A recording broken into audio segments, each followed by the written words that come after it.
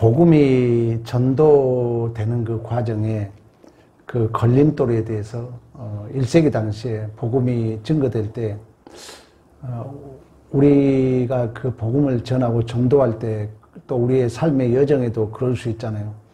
아무 문제가 없고 또 어려움도 없고 막히는 것이 없으면 얼마나 좋겠습니까? 근데 성경에 중첩되는 그 관계, 이중구조, 임의와 아직이란 그 관계를 여러분들이 꼭 이해해야 됩니다. 당시에 1세기 당시에 예수 그리스도를 증거한다는 것은 당시의 문화적, 사회적 배경으로 본다면은 예수께서 십자가에 죽으셨다는 것은 뭘 상징합니까? 아니, 사회적으로, 당시에 그 로마 사회적으로 봤을 때 예수가 십자가에 죽었다는 것은 죄인, 가까워지고 있어요. 뭐의 상징이죠, 십자가는? 그렇죠. 저주와 죄의 상징이죠. 그러니까 복음이 역설의 복음이라고 우리 아브라함을 통해서 계속 공부했잖아요. 그러니까 우리가 감당할 때 그 어떤 불가능적이고 또 절망적인 그 삶의 현장. 그러니까 1세기 당시에 복음이 증거될 때 사회적으로 비춰진 예수의 모습은 저주받는 자라고 소문났다는 거죠. 그런 어떤 환경을 생각한다면은 지금 아무리 어렵다 할지라도 그때보다는 지금이 더 좋은 줄로 믿습니다. 폴리캅이란 사람이 친구 같은 당시에 황제로부터 산채 화형을 당하잖아요. 우리나라도 초대 그 1세기 목회자들은 일제 신사참배를 거부하기 위하여 그 못자국을 걸어간 영화 여러분들은 못 보셨는지 모르겠어요. 저는 어렸을 때부터 신앙생활 했기 때문에 옛날에는 교회에서 시간 나면은 그 주기철 목사의 일대기를 보여줬거든요. 지금도 어린이 대공원 갔더니 그 영화를 이렇게 중간중간 상영해 주는 데가 있더라고요. 그런 것처럼 1세기 당시에는 예수님 하면은 십자가에 죽은 죄수 또는 십자가에 저주받은 자, 얼마나 복음이 전달하기가 어려웠겠어요. 황금마차를 타고 와서 로마를 정복하고 힘을 가졌고 능력을 가진 자로서 사회 사람들이 예수를 인정했더라면 얼마나 복음이 전하기 좋았겠습니까? 근데 당시에는 복음을 증거해야 되는데, 예수를 증거해야 되는데, 세상에서 예수를 어떻게 평가했냐면은 저주받아서 십자가에 죽은 자라는 거예요. 저주받아서 십자가에 죽은 자를 증거한다는 게 얼마나 어려웠겠습니까? 그럼에도 불구하고 하나님은 생명은 우리가 힘들고 어려웠고 절망스럽고 또 한숨스러운 이해되지 않는 그 삶의 정황이 더욱 나를 나되게 드러내는 명예롭고 복 있는 기회인 줄로 믿습니다. 우리 기독교인들이 가장 잘 감당 못한 게 뭡니까? 내 안에 어떤 절망적인 일이 부딪혔을 때, 이해되지 않는 일이 부딪혔을 때 우리는 자꾸 있는 걸로 답을 찾는다는 거예요. 있는 걸로 답을 찾는다는 것은, 이 있는 것은 과거적인 해석이요, 미래적인 해석이요. 과거적인 해석이죠. 아주 과거적인 그 가부장적 힘의 원리에 만들어 온 답이잖아요. 과거적인 걸로 자꾸 해석을 한다는 거예요. 그러니까 앞을 향해서 못 가게 하고, 안 그래도 힘든데 더 절망시키고 더 낙심시킨다는 것입니다. 그런 의미에서 오늘 제가 본문을 선택한 이유는 1세기 당시에 예수님이 십자가에 저주를 받아 죽은 자로 다 여겼다는 거예요. 그런 어려운 속에서 복음을 증거했던 것처럼 하나님의 복음은 굳건하게 증거되었던 것처럼 또 오늘 본문의 스데반은 복음을 증거함으로 말미암아 듣는 자들이 이를 갈잖아요. 그리고 그 스데반을 돌로 쳐 죽이잖아요. 그런 상황 속에서도 여전히 성령은 하나님의 능력의 역사이기 때문에 우리 안에 신적 확조로 내주하셔서 그 복음이 땅끝까지 이르러 증거되도록 역사에 가신 줄로 믿습니다. 특히 유대인들의 걸림돌, 메시아관의 충돌, 우리도 그럴 수 있다는 거예요. 유대인들이 가지는 메시아관은 황금마차를 타고 오는 자였어요. 성경은 오늘이나 어제나 해석하면 똑같다는 거예요. 지금도 우리가 복음을 증거하기 힘든 게 뭡니까? 우리 예수님은 능력자입니다. 우리 예수님은 힘을 가진 자입니다. 예수님은 다 못할 것이 다 해줍니다. 당시의 유대인들이 가지는 메시아관이죠. 그러나 엄밀히 말하면 예수는 우리를 위하여 뭐하러 오셨어요? 죽으러 오셨거든요. 예수가 내 죄를 위하여 죽으셨습니다. 예수께서 내 죄를 위하여 죽으시고 3일 만에 부활하셨습니다. 이 복음을 증거해야 되는데 1세기 당시에도 이러한 복음의 걸림돌이 있었다는 거예요. 유대인과 관계 속에서 메시아관 가지고. 왜? 그들은 황금마차를 타고 온 메시아, 힘을 가진 메시아. 왜? 유대인들은 당시에 로마의 지배를 받았기 때문에. 그러나 예수가 어린 양으로 오기 때문에 예수가 힘없이 죽어버리기 때문에 제자들이 다 도망가잖아요. 이러한 메시아관의 충돌 속에서도 여전히 예수의 복음은 증거된 줄로 믿습니다. 우리도 마찬가지죠. 우리의 지금 삶의 현장도 그렇죠. 어떻게 보면은 교회도 작고 그렇다 해서 목회자가 화려하지도 않고 능력 있는 것도 아니에요. 예수님은 낮은 자리에 왔기 때문에, 약한 자리에 왔기 때문에 1세기 당시에 얼마나 그 복음을 전도를 막는 그 걸림돌이 있었는가를 여러분들이 이해하면서 그 속에서도 우리보다 훨씬 어려움 속에서도 복음이 증거되었다면 우리는 지금 어떤 환경이 있다 할지라도 그 1세기 당시보다는 훨씬 낫는 현실이기 때문에 우리는 담대히 복음을 증거해야 될 줄로 믿습니다. 특히 유대주의와 전통주의 그리고 성전 중심주의, 유대주의, 전통주의, 율법주의는 뭐예요? 행위로 구원받는다는 거예요. 인과응보적 원리라는 거예요. 그게 얼마나 강합니까? 그런데 우리는 그럼에도 불구하고 당시에 하나님의 복음이 증거됐던 것처럼 지금도 마찬가지죠.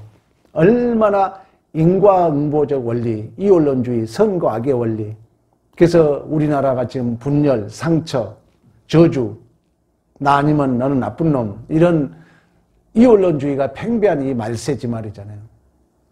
이 과정 속에서 우리 주님은 죄인을 위하여 죽으셨고 오늘 스데반이 기꺼이 돌에 맞아 죽어가면서 아버지 저들이 저들의 죄를 알지 못하나이다. 저들을 용서해달라고 말씀했던 것처럼. 그리고 당시에 예루살렘 성전 중심주의, 오늘날도 마찬가지죠. 교회가 커야 되고 예배의 어떤 방법론에 우리가 많이 따지고 당시에나 지금에나 여전히 그 복음을 전도하는 걸림돌은 있었다는 것입니다. 그러나 진정한 프로는 그러한 장애물을 없애는 것이 아니라는 거예요. 진정한 프로는 그 장애물을 없애는 것이 아니라 그 장애물을 내 실력으로 넘어서야 할 줄로 믿습니다. 이뿐만 아니에요. 이방 세계의 철학 또 윤리적인 그런 어떤 윤리도덕주의 이런 것들이 엄청난 복음을 방해했다는 거예요. 특히 이원론주의. 우리 영혼만 구원받으면 되지 않느냐. 이 땅에서 우리 행복하게 살아야지. 이 땅에 잘 먹고 살아야지. 무슨 부활이 필요하느냐. 천국은 가봐야 알지. 지금 이런 말세지말이라는 거예요. 근데 이러한 사상은 1세기 당시에는 더했다는 것입니다. 그리고 상대주의, 그리고 종교 혼합주의, 포스트 모더니즘주의라고 그러죠. 그리고 도덕적 타락과 방중, 특히 그리스 철학으로 인한 영지주의, 우리 알고 있잖아요. 이런 이원론주의가 팽배했다는 거예요. 그럼에도 불구하고 하나님의 복음은 증거되었다는 것입니다. 그래서 우리는 이 1세기 당시에 이러한 복음의 걸림돌을 우리가 제대로 알고 있다면 지금의 걸림돌은 아무것도 아닌 줄로 믿습니다. 우리는 더 담대히 복음을 증거할 수 있다는 거예요. 당시에 폴리캅은 죽어가면서도 복음을 증거했던 것처럼 우리 대한민국의 우리 주기철 목사님 그 신사참배를 하지 않기 위하여 그 못자국을 걸어가지 않습니까? 우리 손양원 목사님이라든가 얼마나 그 어려움을 극복했습니까? 그렇다면 우리는 복음을 증거함에 있어서는 그 어떤 장애물도 우리는 원망거리가 될 수 없다는 거예요. 초대교회 진실로 이러한 복음의 걸림돌을 알고 있다는 거예요. 그뿐만 아닙니다. 사회적 정치적 장애물은 더했습니다. 기독교인들을 비사회성으로 오해했어요. 세상에 빛이라 하지만 얼마나 기독교인들은 그렇지 않았잖아요. 그리고 심지어는 숭배 거부 사상으로 말미암아 얼마나 핍박을 받았습니까? 로마의 황제는 한 명이라는 거죠. 그런데 우리는 예수님을 큐리오스 주님이라고 고백을 해야 되잖아요. 그뿐입니까? 기독교인들은 어떻게 보면은 여러분 당시에 오해받은 거 아세요? 성찬을 할 때 오해한 거죠. 식인종으로 오해했어요. 1세기 당시는. 엄청 기독교인들에게서 핍박을 당했어요. 우리가 하나님의 떡이다 이 말을 영적으로 해석을 못했기 때문에 보는 그대로 이해한 거예요. 피를 마신다. 살을 먹는다. 그래서 식인종 취급을 받았습니다. 이러한 엄청난 그 핍박. 오늘날도 마찬가지죠. 오늘날도 어떻게 보면은 창조의 질서를 외면하는 악법들이 제정되고 있고, 특히 이제 가면 갈수록 당시나 지금이나 이제 윤리 도덕주의는 더해가고 선과 악의 이분법, 내가 아니면 너는 나쁜 놈, 이러한 것은 제가 여러분들에게 해석해 줬잖아요. 윤리 도덕 선과 악은 끝이 없다는 거예요. 선과 악의 끝이 어딥니까? 최고의 선이 여러분 어딥니까? 없잖아요. 그래서 도덕경에는 최고의 선이 뭐라 했어요? 긍정적 해석으로 하면 뭐라고 내가 해석해 줬는데, 누구의 마음이라 얘기해 줬는데, 아버지 마음이라. 그러니까 우리는 중국에 유교가 들어왔지만 우리는 모르고 있잖아요. 우리는 내가 알고 있는 것을 전부로 여긴다는 거죠. 그냥 진정한 나도 어떤 교수한테 들은 얘기인데, 뭐 그분이 저대로 해석해 주는지 모르겠지만 그분이 그런 얘기 하더라고. 그 도덕경의 최고의 경제는 아버지 마음이라는 거예요. 아버지 마음. 근데 우리는 옳고 그름으로 자꾸 윤리도덕으로 얘기를 하려고 그러잖아요. 근데 이 윤리도덕이 끝이 없잖아요, 여러분. 그래서 이것은 제가 나름대로 해석해 준 거예요. 끝이 없다 보니까 내가 알고 있는 걸 전부로 여긴다는 거죠. 그럼 이제 내가 알고 있는 도덕이 전부니까 내가 알고 있는 내가 행하는 선이 전부로 하니까 이걸 최고로 여겨야 되잖아요. 그래서 남을 비판해야 되는 거예요. 지금 정치 현실이 우리나라 그렇지 않습니까? 또 세계 지도자들이 그렇지 않습니까? 엊그제 어떤 목사님을 만났는데 그런 의미에서 빨리 이제 주님이 와야 된다. 이제 어디 믿을 데가 없다는 거예요. 세계 어느 지도자들도 마찬가지고 이제 정말 말세가 끝이 왔다. 완전히 이제는 뭐 어떤 하나님에 대한 건 없잖아요. 이제 오직 내 이익을 위해서, 내 탐욕을 위해서 브레이크 없이 달려가는 이러한 세계 정세를 바라보면서 어떤 목사님은 그러더라고.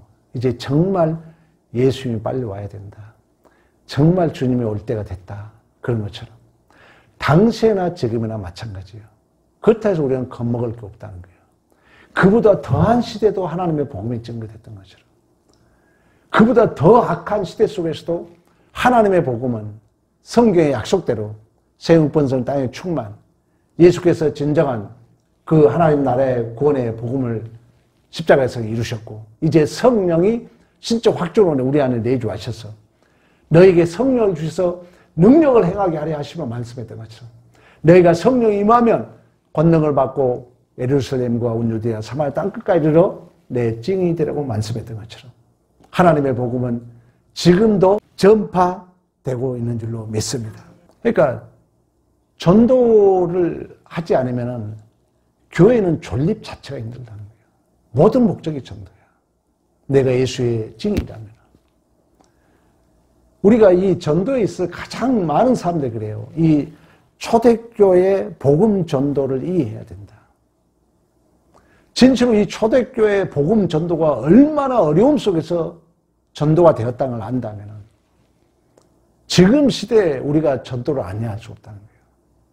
초대교회 그렇게 사회적으로 보나 정치적으로 보나 문화적으로 보나 모든 부분에 있어서 지금보다 훨씬 어려웠다는 거예요. 지금은 그나마 예수가 아무리 부정적인로 증거된다 할지라도 예수님께서 심지어 그런 얘기 하잖아요. 예수는 좋아하지만 그리스도인들은 싫어한다. 그 정도로 예수가 이제 홍보가 돼 있다는 거예요. 그러나 1세기 당시에 사회적 배경이 뭐냐? 예수는 저주받아 죽은 자라고 소문났다는 것입니다. 예수는 아무 힘없이 십자가에 매달려 죽은 자, 나귀새끼를 타고 온 자, 전혀 영적인 복음을 이해 못했어요. 그럼에도 불구하고 예수의 복음이 증거되므로 오늘에 이르게 되었던 것처럼 그 초대교회의 복음 전도에 비한다면 지금은 뭐 땅 짓고 헤엄치기라는 얘기를 합니까? 훨씬 환경과 조건은 더 좋은 줄로 믿습니다. 예수님께서 1세기 당시는 뭐라고 합니까? 70인을 파송하면서 너희를 어린 양을 이리 가운데 보냄과 같도다 그러잖아요. 그러니까 초대교회는 그만치 어려웠다는 거예요. 이리 가운데 어린 양을 보낸 것 같이. 근데 요즘 여러분 복음 증거한다해서 누가 우리를 죽입니까? 북한이나 공산주의라 몰라도. 물론 우리나라가 그런 배경이 있었기 때문에 이렇게 복음이 증거되었고 또 그런 역사를 위해서 우리 하나님이 정치적으로 민주주의를 이루게 하였고 또 경제적으로 이렇게 선진국 대열에 서게 하셔서 하나님의 복음을 수출하고 선교대구로 우리 하나님이 사용하고 있는 것처럼 우리는 이 초대교회 복음 전도의 그 상황을 안다면 우리는 지금은 너무너무 쉬운 그런 환경과 조건에 있는 줄로 믿습니다. 당시에는 운명적인 격차, 또 당시에는 문화적 이해 부족으로 말미암아 진실로 복음을 이방인들에 전달하기가 너무나도 힘들었어요. 지금도 마찬가지죠. 물론 그런 어떤 문화적인 부분은. 왜? 지금의 문화는 뭡니까? 짧은 영상, 이걸 숏폼이라 그러더라고요. 그러니까 잠깐 보기를 원하지 저는 생각하기 싫어하는 거예요. 예능과 예술의 차이는 뭡니까?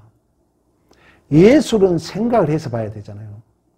그림을 보려면은 생각을 해야 되잖아요. 요즘은 무제라는 예술이 나온 것처럼. 다시 말하면 나름대로 고민해서 그 저자가 나타내고자 하는 것을 우리는 읽어내야 되잖아요. 한 송이 국화꽃이 피우기 위하여 밤이 새도록 소쪽새는 울었나 보다. 이런 우리는 시 한 편을 읽어도 생각해야 그 뜻을 알 수 있잖아요. 근데 요즘 이런 얘기하면 좀 그렇습니다만은 이제는 다 예술이 아니라 예능으로 가잖아요. 고민하기 싫고 생각하기 싫고 그냥 즐거워하는 거예요. 부담이 없어야 돼요. 그런 시대, 당시에도 문명과 사회적 어려움이 있었지만 지금도 물론 그러한 어려움이 있습니다. 그럼에도 불구하고 1세기 당시보다는 이미 예수의 복음을 안 들어본 사람은 거의 없을 정도로 전파되었기 때문에 우리가 이 1세기 당시의 초대교회 복음 전도의 걸림돌을 본다면 지금은 수십 배 더 복음을 증거하기에 좋은 환경, 좋은 조건인 줄로 믿습니다. 우리는 전하지 않을 수 없다는 거예요. 왜? 하나님이 가장 그걸 기뻐하기 때문에. 제가 자주 반복합니다. 예수께서 죽으시고 부활하시고 그 이름 힘입어 제사함 받고 회개한 일이 예루살렘으로부터 온 백성에 이르기까지 기록되었을 때 이래 너희들이 증인이다. 하늘의 능력을 덧입을 때까지 이 성에 머물라. 그래서 이제 성령이 임한 거예요. 그 증인된 사명을 감당한 거예요. 저는 여러분들에게 다시 강조합니다. 여러분 구원 받았습니까? 그 구원을 얘기할 수 있어야 돼요. 그 구원을 제발 여러분 직분 여기 다 높은 신분 앉아 있잖아요. 여러분 구원을 정말 얘기할 수 있어야 됩니다. 얘기 못하면 내 신앙이 미지근해요. 내 경험으로 봐서는 그래요. 저도 신앙생활을 어린 시절부터 해왔잖아요. 근데 제가 이 뜨거운 성령 체험을 한 3번 했어요. 근데 근래 와서 내가 성령 체험을 확실한 거 뭐냐. 그 복음, 하나님께서 에덴 동산에 축복을 주셨는데 죄와 사망으로 말미암아 우리가 죄와 사망에 들어왔고 하나님이 우리에게 예수의 생명을 주셨고 이 예수만이 길이요 진리요 생명이라는 이 확신이 왔을 때 저는 감당할 수 없는 뜨거움을 느꼈어요. 그때 우리 교회 알잖아요. 2주에 1명씩 온 거. 전화하면 다 왔어요. 3명 여러분 온 거 알잖아요. 길거리에서 3명 제가 전도회 좀 왔잖아요. 친구들 전도했을 때 왔어요. 지금 벌써 내가 식어간 느낌을 받아요. 여러분 20세기 최고의 철학자 하이데거는 여러분들이 그 구원에 대한 이미지를 내가 언어로 포획할 수 없다면 그건 없음이라 얘기합니다. 있음과 존재를 철학적 사고는 이미지를 내가 언어로 포획할 수 있느냐 묻습니다. 또 성경에 그 말을 해요. 마음으로 믿어 의에 이릅니다. 입으로 신하여 구원에 이릅니다. 그러면 마음으로 믿어 의에 이른다는 말이에요. 그 말은 뭐예요? 로마서 10장 그 앞절에 뭐라고 하냐면 너희가 입으로 예수께서 주 되심을 고백하고 마음으로 하나님께서 그를 죽은 자 가운데 살리심을 믿으면 구원을 얻는다 그럽니다. 그건 예수께서 마음으로 우리가 입으로 그가 주 되심을 입으로 시인한다는 게 뭡니까? 언어예요, 언어. 그러면 그 주 대심이 뭡니까? 뭐예요? 메시아 대심이잖아요. 메시아 대심이 뭡니까? 우리가 죄와 사망에 빠져 죽을 수밖에 없는 우리 죄를 위하여 우리 주님이 십자가에서 죽으심을 통해서 왕, 선지자, 제사장 직분을 감당하신 줄로 믿습니다. 여러분 다 알고 있으리라 믿습니다. 그러나 솔직히 여러분들이 다시 얘기합니다. 여러분들이 복음을 고백할 수 있어야 돼요. 여러분들이 자신 있게 얘기할 수 있어야 돼요. 더듬더듬 하지 말고 자연스럽게 내 구원의 복음을 증거할 수 있어야 됩니다. 그렇지 않으면 평생 내 신앙은 미지근합니다. 내 경험으로 보면 그래요. 그러나 진실로 이 복음이 내 안에 마음에 믿어지면 내 안에 언어로 정리가 되면 이 뜨거움을 견딜 수 없는 것입니다.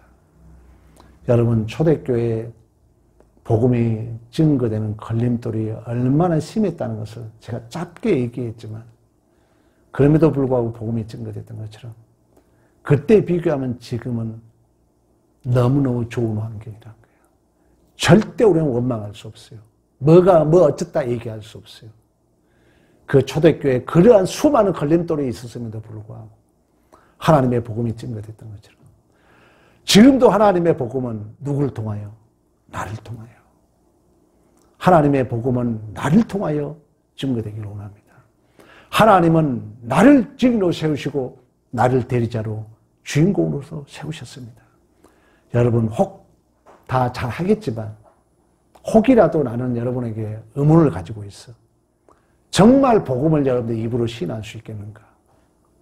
여러분 오늘 설교 듣고 혹시 내가 아직도 어영군영 더듬더듬 고백하고 있다면 여러분 오늘 잠자기 전에 꼭 100번 1000번이라도 여러분들의 이 복음의 영적 무기를 마음에 간직하여서 그 어떤 환경이 어렵다 할지라도 초대교회의 그 어려운 복음의 걸림돌을 넘어섰던 것처럼 진정한 프로는 그 어떤 장애물이 높다 불평이 아니라 실력으로 감당해 가는 줄로 믿습니다. 이러한 믿음의 승리가 있기를 간절히 축복합니다.